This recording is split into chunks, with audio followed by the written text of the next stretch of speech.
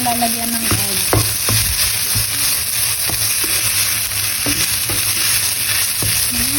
Ganyan lang yan.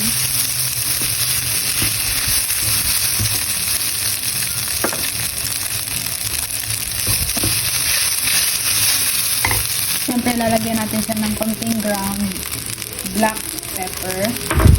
Konti lang. Mas masarap po kapag may egg kasi hindi ko na siya lalagyan. Kasi magluluto ako ng